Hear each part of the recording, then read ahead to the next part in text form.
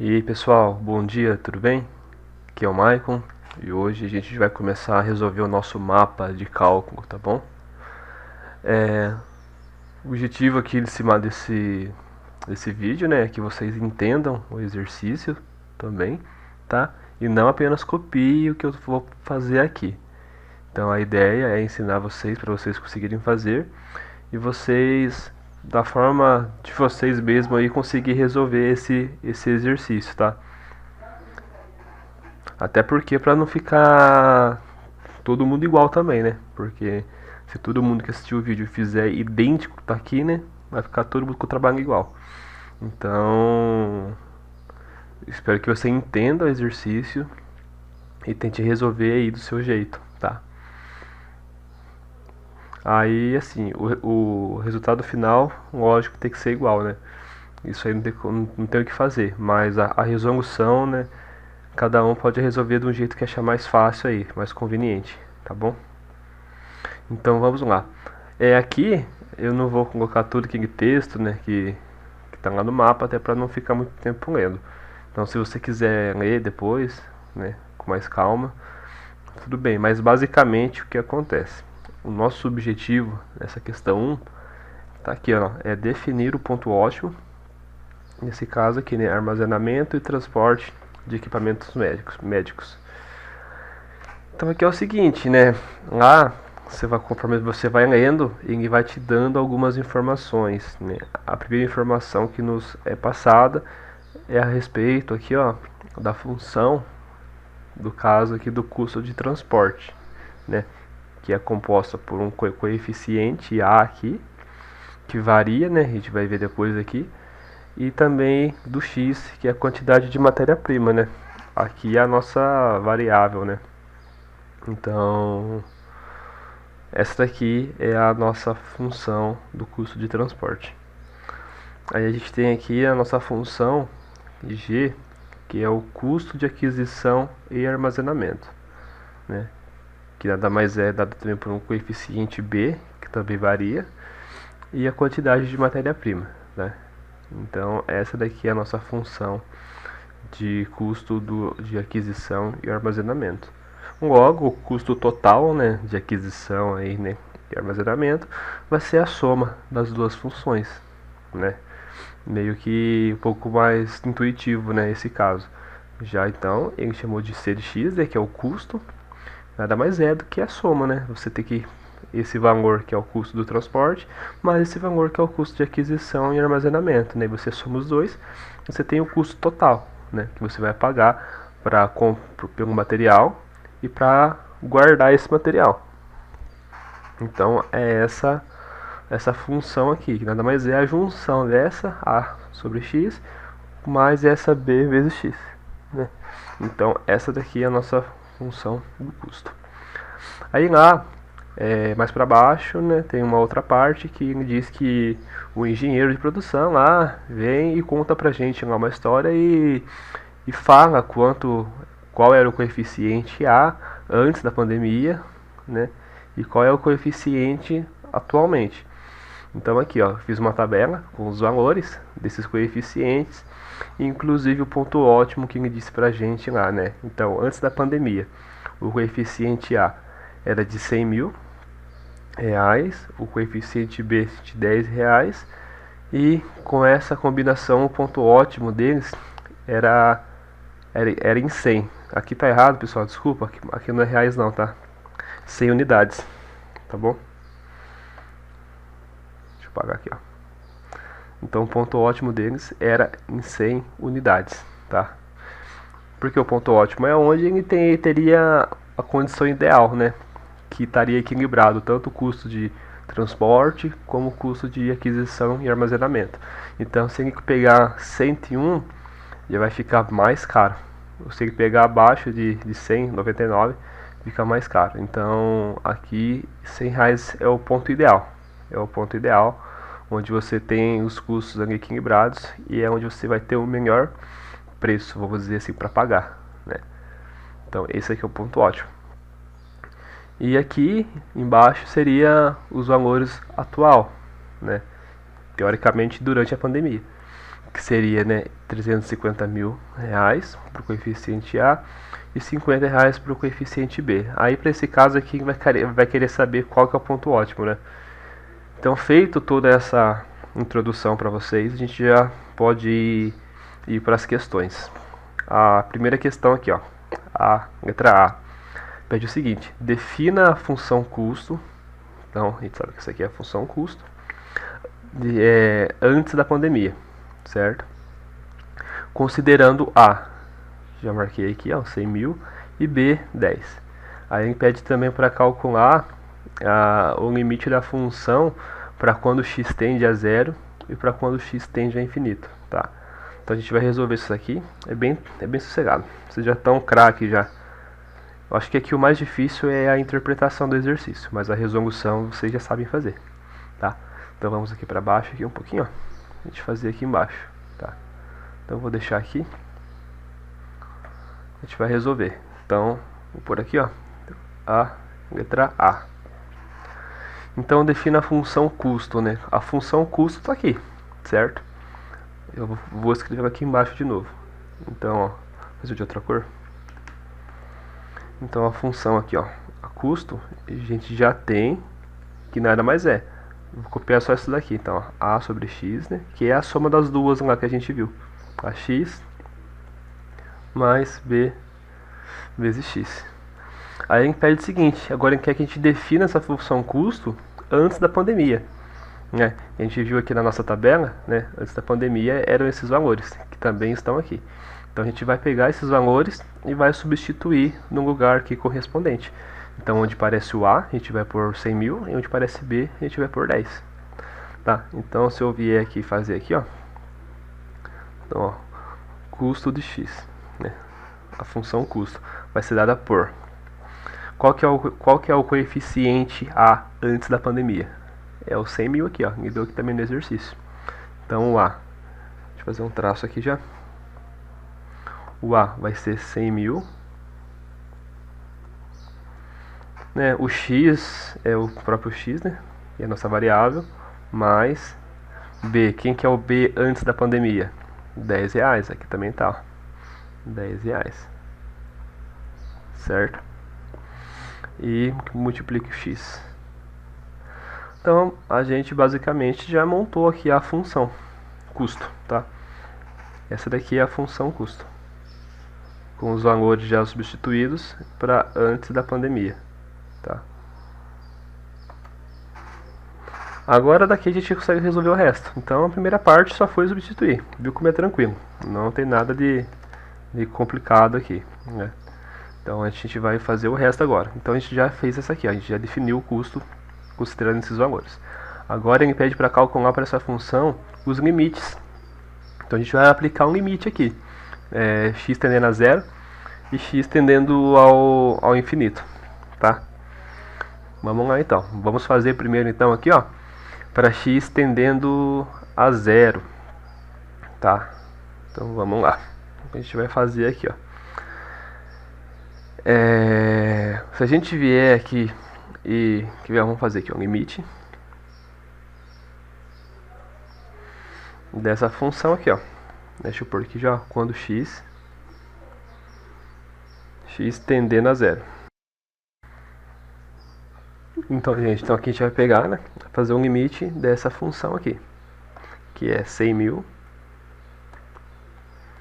dividido por x mais 10 vezes x. Então, né, como a gente sempre faz, primeiramente a gente pega esse zero e substitui para ver se vai dar alguma indeterminação. Lembrando que zero sobre zero, infinito sobre infinito, por exemplo, tá?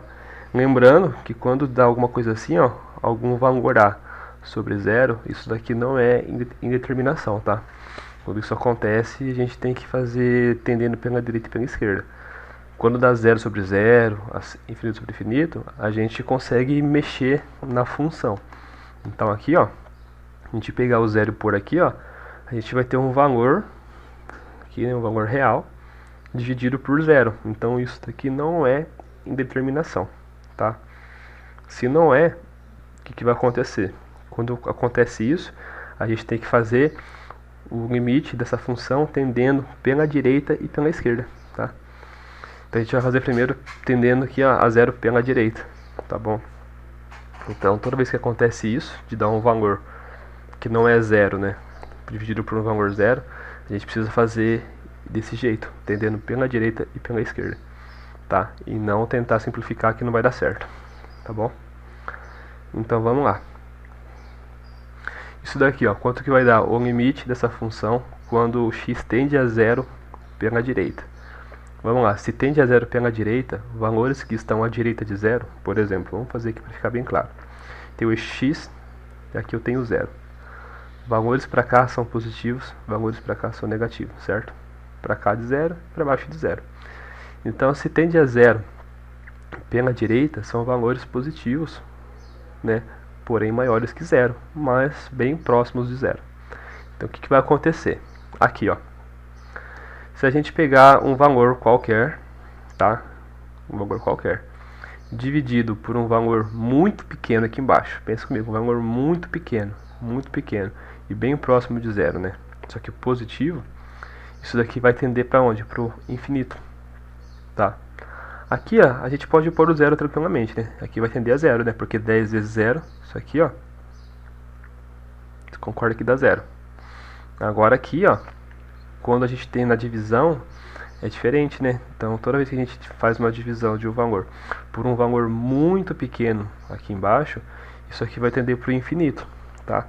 Aí tem que ficar esperto com o sinal, né? Como está tendendo a zero pela direita, são valores positivos um pouquinho maior que o zero. Se são positivos, então o que vai acontecer?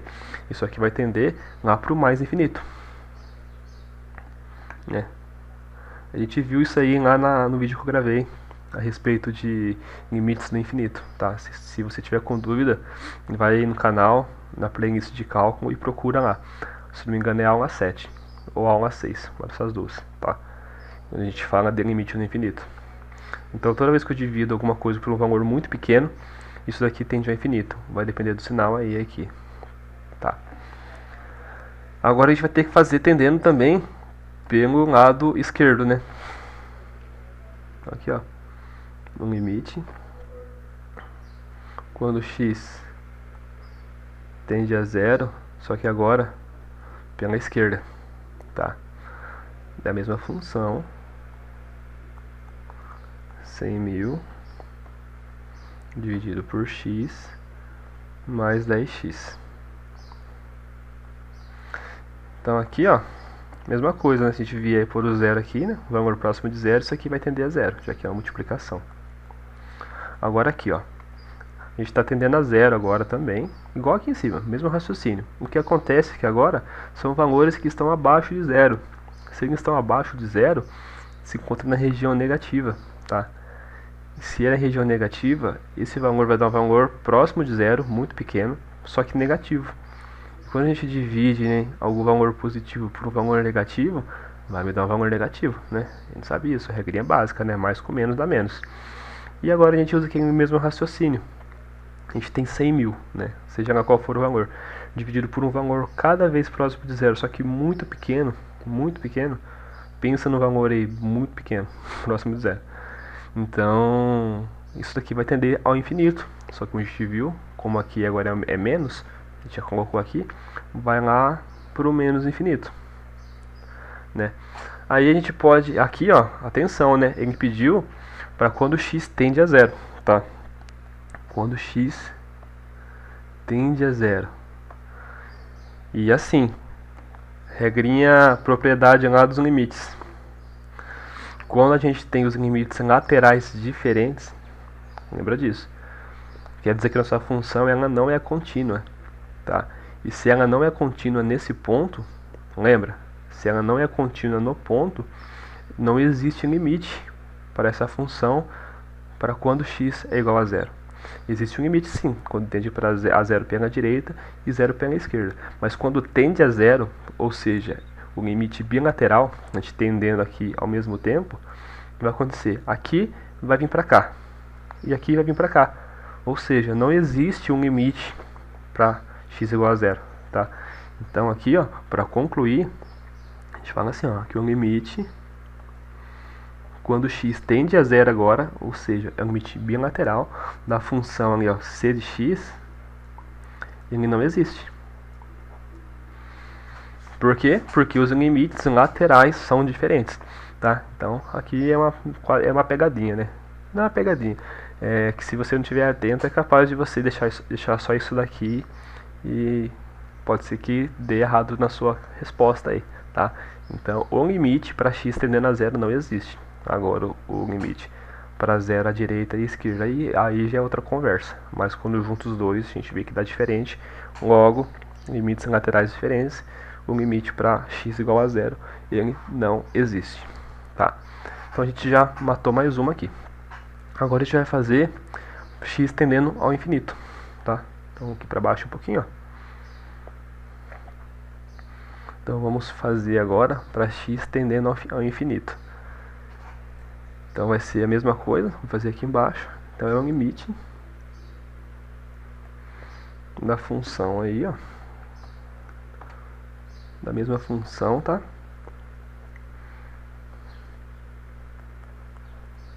Só que agora a gente tem o x tendendo ao infinito, tá? Agora o x tende ao infinito. Então a gente vai fazer aqui, vai ficar bem simples de entender.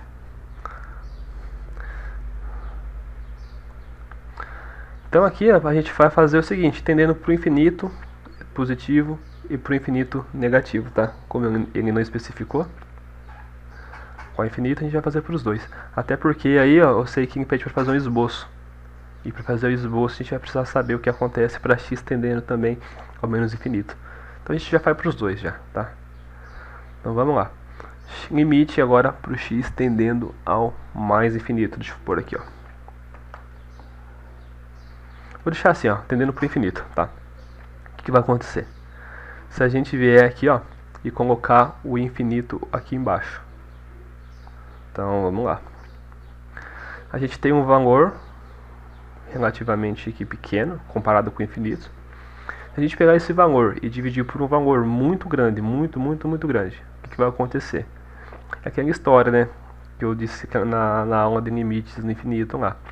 Pensa comigo, pensando no chiclete, por exemplo. Você tem um chiclete e vai dividir para 100 pessoas, tipo, vai dar quase nada para ninguém, né? Você vai pegar esse um chiclete e vai ter que fracionar ele em vários pedacinhos, em 100 pedacinhos, para dar para essas 100 pessoas.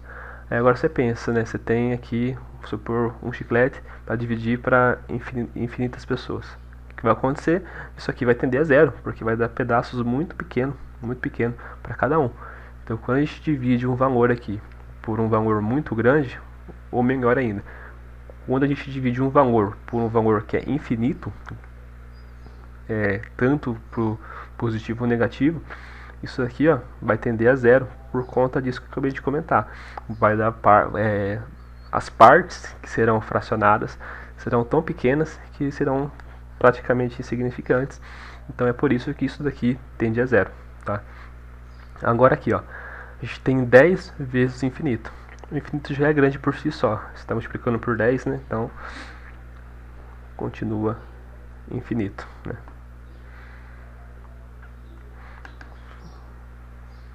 Então, para quando x tende ao infinito, a gente tem que a função vai para o infinito.